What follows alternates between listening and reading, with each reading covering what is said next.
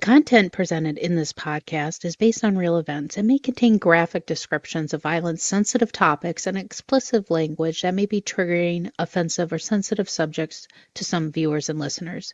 Discretion is advised. The purpose of this podcast is to explore and discuss true crime cases for entertainment and educational purposes only. This podcast does not intend to glorify or sensationalize crime, but rather aims to analyze and understand the complexities of human behavior in the criminal justice system. We encourage listeners to approach this content with empathy, critical thinking, respect for the victims and their families. Tonight, we're looking into a story that'll leave you breathless. Why? It's a tale of trust shattered, love betrayed, and the dark truths unmasking the unthinkable acts by the very hand that is supposed to love, nurture, and care for you. This is an emotional roller coaster that no sane parent could ever comprehend, yet here we are, pulling back the curtains and exposing the brutal depths one would go to tragically destroy their lives in the name of misguided love, fear, and desperation. It's time to start the show. Let's hit it.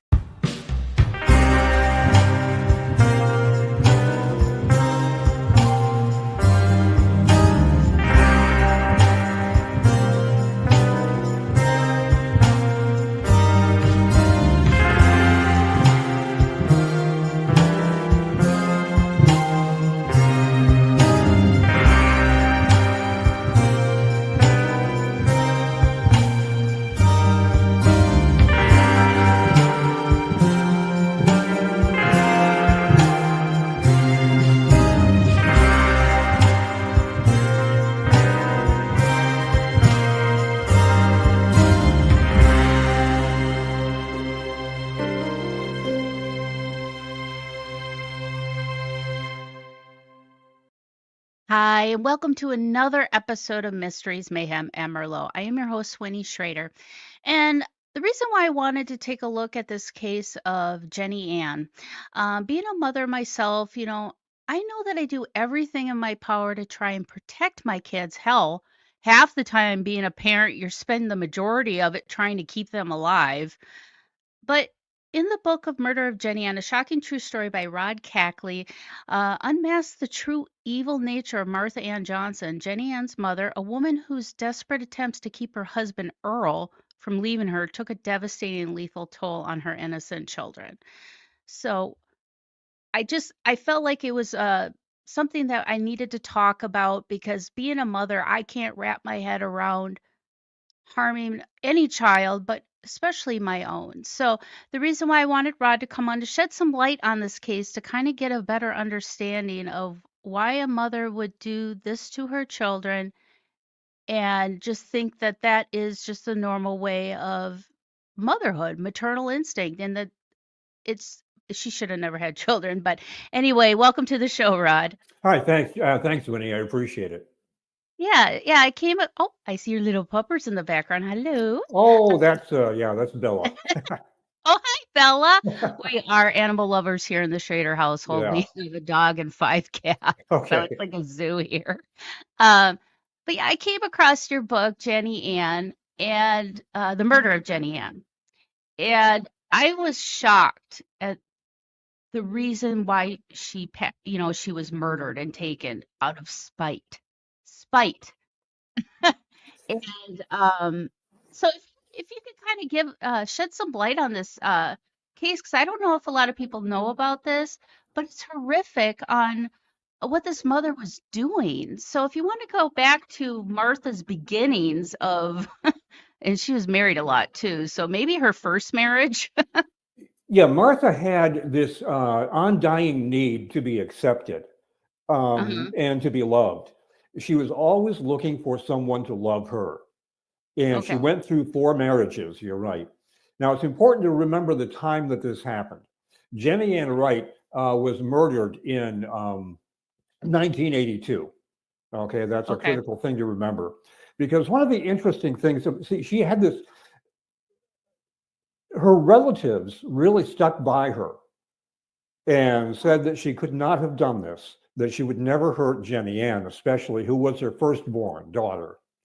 She was accused of killing 4 children. Jennyann was the last to die. And they never filed charges in the other three cases. But in the Mhm. first case, the Jennyann was her oldest. She was 11 when she was killed, okay, when she died. Each of these children were found dead in a bed. Now, this is in the early 80s and late 70s when a disease, something called SIDS, SIDS, Mhm. was big, sudden infant Yep. death syndrome, where children were just found dead in their beds with no explanation. No one ever Right. really figured it out. This is also happening in rural Georgia. Okay, she and her husbands, beginning with Bobby Wright, who was Jenny Wright's husband or father, Okay. they pretty much, moved whenever the rent came due, if you know what I Oh. mean. Okay. Mhm. And so when they went to a hospital, they went to emergency care.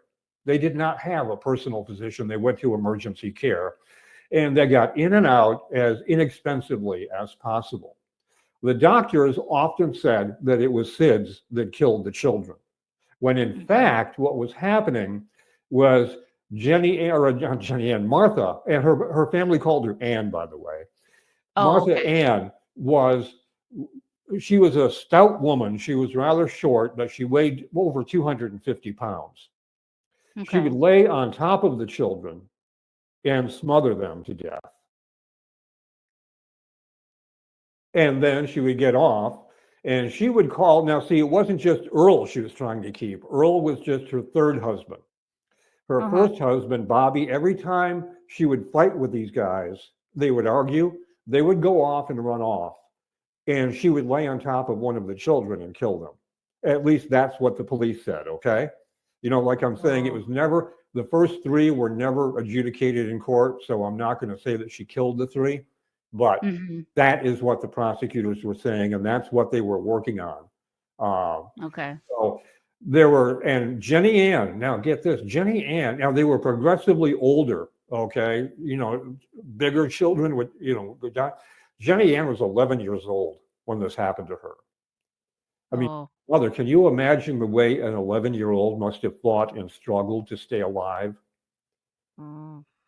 Oh, I can't imagine. And I don't know understand her rationality of her acts towards her children. Like you said, we can't really prove that she killed the first Right. three, but to know that it came after having a fight Mm-hmm. with her husband, Right. to do that to the children just to be spiteful to get Well, I back think at she him? wasn't being spiteful. She was just using the only method she had to try to get the husbands to come back and stay. That was her thinking, I believe. What? Oh my Now, gosh. you also have to understand that it came out in the court case. The Mhm. courtroom scene was just incredibly interesting to me. Um, Mhm. that she had an IQ of 76. Oh. So, her family was saying, her family, her blood relatives, if you will, they always said, they testified and told reporters too, that Anne really didn't understand what was going on. And they also said that she would do anything to win acceptance and love. Wow. Uh, Yeah. and to know that that's where her mind went to give Hmm. that, what kind of what kind of household was she brought up in? I mean, it's almost kind of like a form of Munchausen's.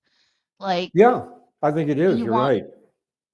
you want something to happen in order for you to feel victimized and get sympathy from others. And that's kind of how Munchausen is. They want to have that sick child to get the attention and the accolades and the thing of being a wonderful mother and taking care of such a sick child when in fact the mother is making that child sick. And in this case, her thought process was to smother her children to get the attention that she needed. And it sounds like she needed more psychiatric care than anything And else. she was not going to get it. In this Yeah. time, she was not going to get that kind of care. Now, what's Yeah. interesting too is this is really an indictment of the child care system Mhm. in Georgia as well, because she went through three children she took to the hospital after they died, Mhm. and charges were never pressed, even though the police were always suspicious of what was going on. If it hadn't been for an Atlanta Journal-Constitution article 7 years after Jennyann died, Okay. nothing would have come out on this. But then Oh, there was an article that came out. Yeah, we should talk about this. This is really, there are so many facets to this story. And I think that's one of the reasons it's really kind of taken off on sales and Amazon and Kindle Unlimited and whatnot. There are so many facets to this story that it was 7 years. This article in the Atlanta Journal-Constitution was part of a series that they did on the foster care system in Georgia. And it okay. was this article that came out in January that really embarrassed the authorities enough to reopen this case. And then Okay. a sergeant, a police sergeant was assigned to it. They assigned FBI agents to it and some state, the Georgia State Police to it. They still couldn't get anything. They could not find evidence that she had murdered Jennyann. And the article Okay. that came out in January 1st of that year was about Jennyann, so they focused on that case. Couldn't get any evidence. This sergeant, I'll have to look up his name again. Sergeant Stewart was his last name. He actually bugged the tombstones of the children, of the dead children, figuring Really? that she would go and confess, apologize to the children at the Mm-hmm. tombstones. She never did, though, because she always went with family members, and she was not going to admit anything with family members there listening. Yeah. Okay, so he pulls her in for an interview, and I've got the word for word what he said to convince her to confess. And this was like something you would see on Law and Order, where he put his Oh, arm around her and said, "I am your friend. We have to let these children's souls rest. They will not rest until you tell the truth." And her family in the court trial, when the testimony came out, they said, "Look, she will agree to anything as long as she thinks that will make you like her." yeah. And so they were trying to disparage the confession. Well, she confessed, but if he hadn't done this, she never would have confessed. And Right. if she hadn't confessed, this never would have gone to trial. Wow. That, and I mean, granted, I mean, you have to give her the benefit of the doubt, if she, even though she said she didn't, if she would say anything just for somebody to like her, maybe Hmm. she didn't kill her first three children. She's just saying it because that's what he wanted to hear. And that's what she Um, said in court. She said, "I only said that because I knew that's what he wanted to hear." yeah. Yeah, I know. And that's those confessions, those can be very tricky. Hmm. Especially when you start hearing those cops trying to coerce the suspect or the individual that they're interviewing. y- I've noticed myself kind of, hey, cops, back off a little bit. You're kind of Hmm. walking a fine line of trying to push them to say something that didn't happen. And in the It's, interview, he was hitting all of her hot buttons. uh-huh. The children's souls in heaven, and Hmm. especially, he was putting his arm around her and saying, "I am your Hmm. best friend," and Yeah. which is exactly what she would want to hear. Right, right. Now with Jenny Ann's death, was she smothered in the same fashion as the younger children were? Yeah, and they're thinking that she might have given her some drugs too to make her feel bad, to make her feel sick. Okay. She went upstairs they had an upstairs bedroom. Martha Ann and Jenny Ann, they had an upstairs bedroom in a little apartment house. Um, Jenny Ann, after they go to bed, Anne tells her just to get some sleep. And then a few hours later, she walks into Jenny Ann's room to check on her, and a chill sweeps over her. Jenny Ann is laying still. Her face is ghostly pale with a thin line of foam trickling from her mouth. For a long, unbelievable moment, Anne stands there transfixed by the sight of her daughter, not sleeping peacefully, but lying there in an eerie, unnatural stillness. Anne's Hmm. first thought was not of fear or horror, not even of grief. Her first thought was practical. She needed help, someone to tell her what to do next. She picked up the phone, dialed her neighbor from upstairs, Bonnie Brown, and Bonnie goes to the bedroom and asks what's wrong. Or on the phone, she says, "What's wrong?" Finally, she says, "Jenny Ann wet the bed." And so Bonnie goes to Anne's apartment to find her, and she finds Jennyann laying on her mother's bed, a small lifeless body sprawled across the sheets, wearing a Let's Boogie t-shirt. And there's like this foam, slightly dried, still stubbornly clinging to her lips. And shows no emotion at all. That's one thing the police, a Georgia police officer, a Clayton County, Georgia police officer, Lewis Turner, seen a lot of heartbroken parents in his time in the emergency room. He couldn't believe how cold Anne was and how detached she seemed to be from the whole thing.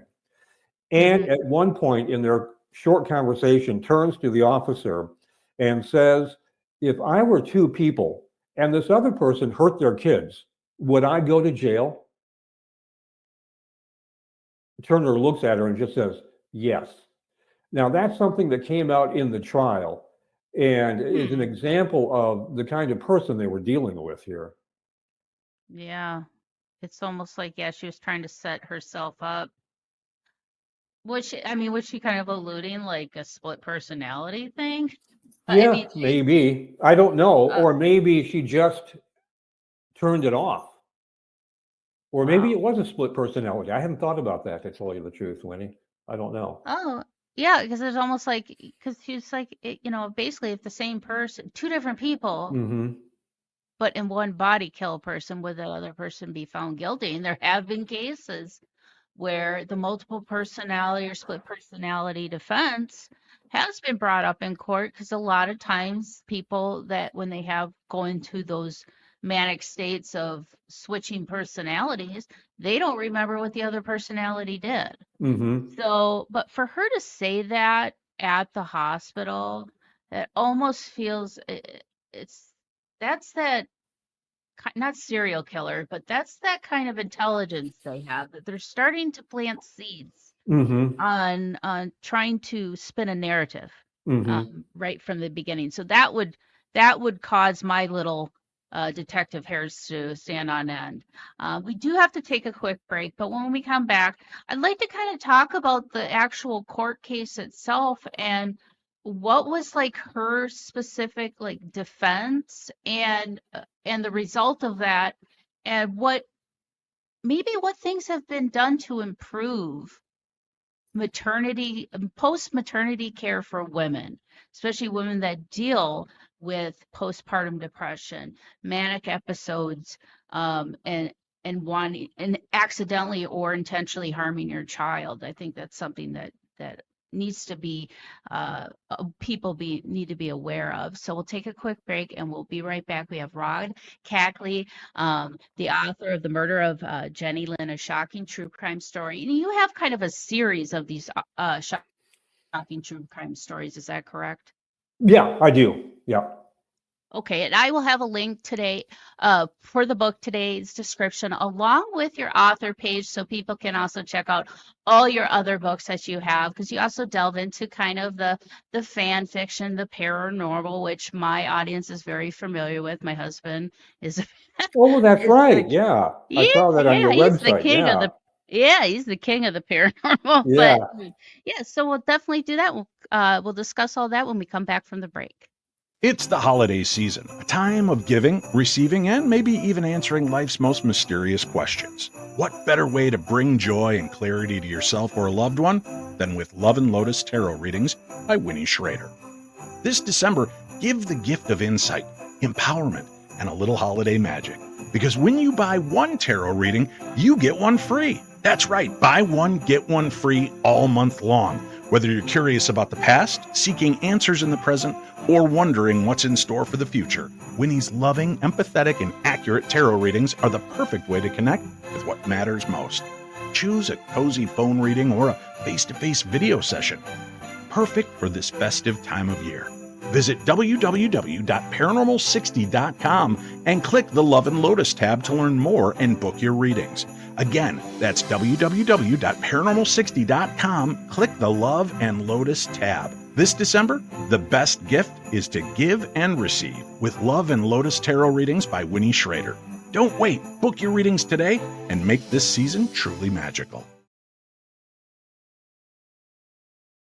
Okay, and we're back from the break. I have Ron Kackley, the author of The Murder of Jennyann, a shocking true crime story. And we kind of alluded to the before the break, talking about the court case and the testimony, especially from, people that were in the know, like one of her exes and things like that. So during the court case, what was kind of the defense's, I guess, strategy, and how did the prosecution kind of showcase her psyche and how manipulative and unhinged that she really was?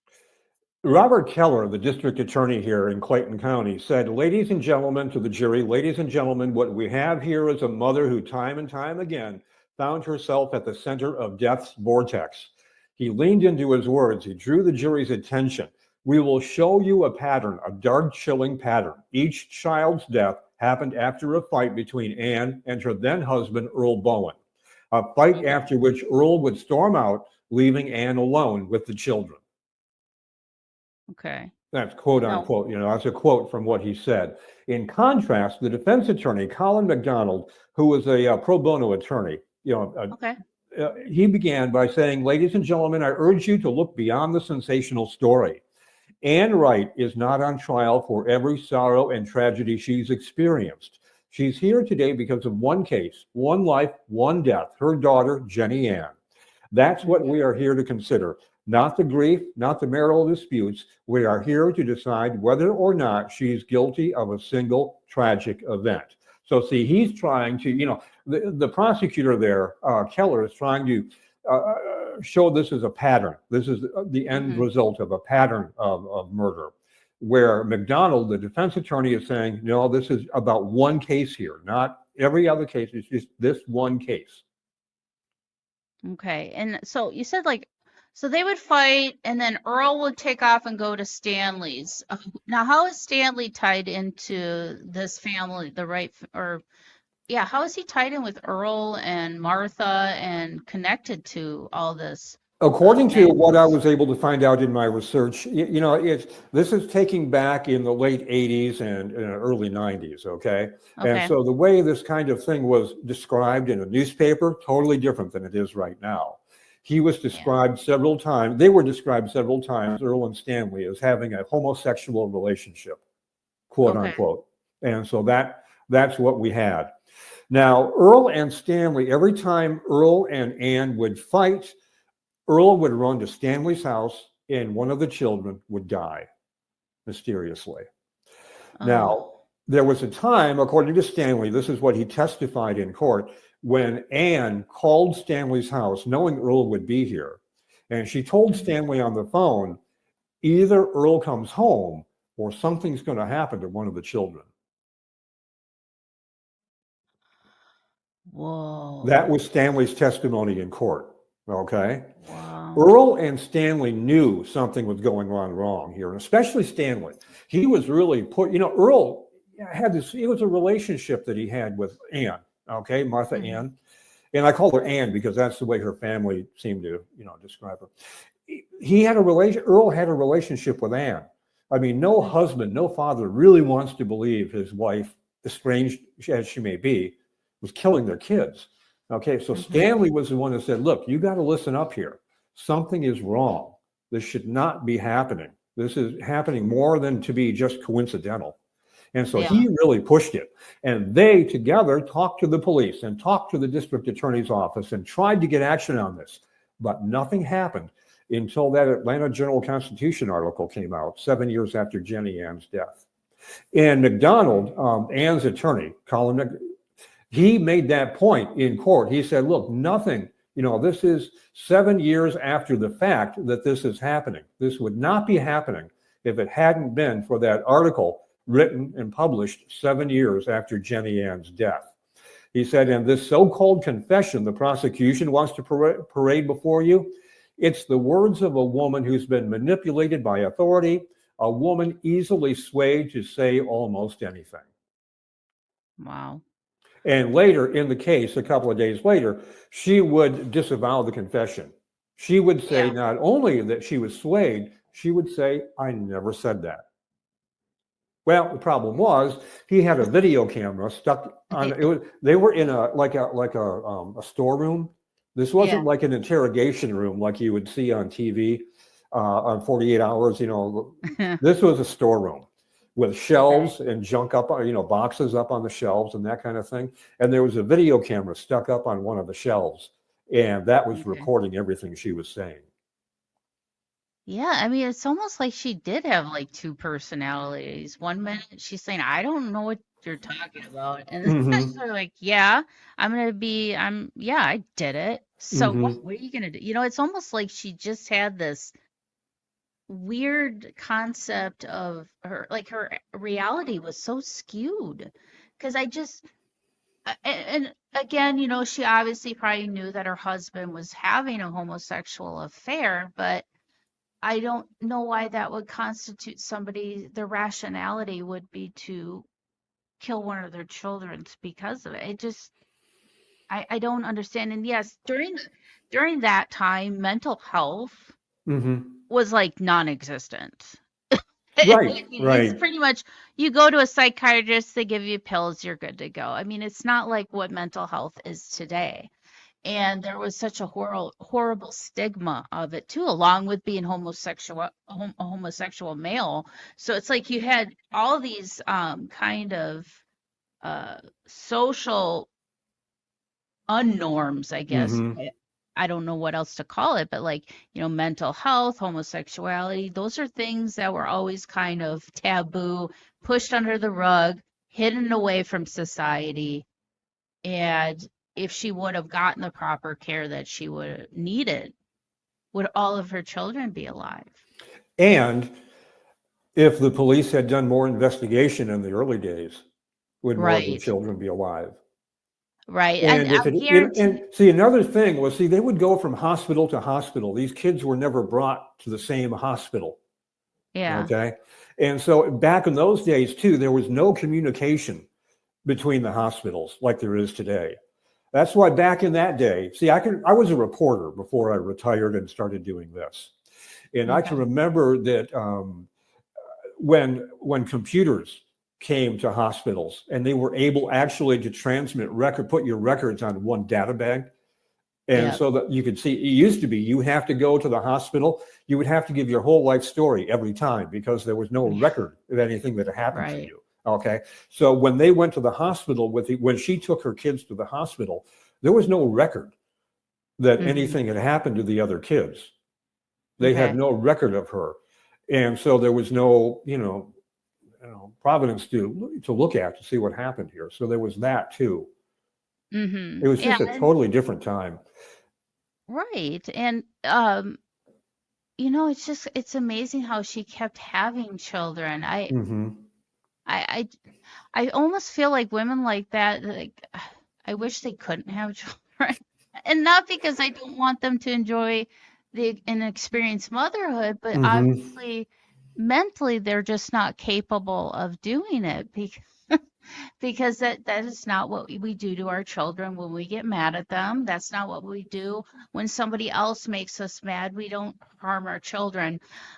Now, she was found guilty Hmm. and she got a life sentence. Is that correct? Correct. Yeah. But with the possibility of parole, and she was paroled in 2023.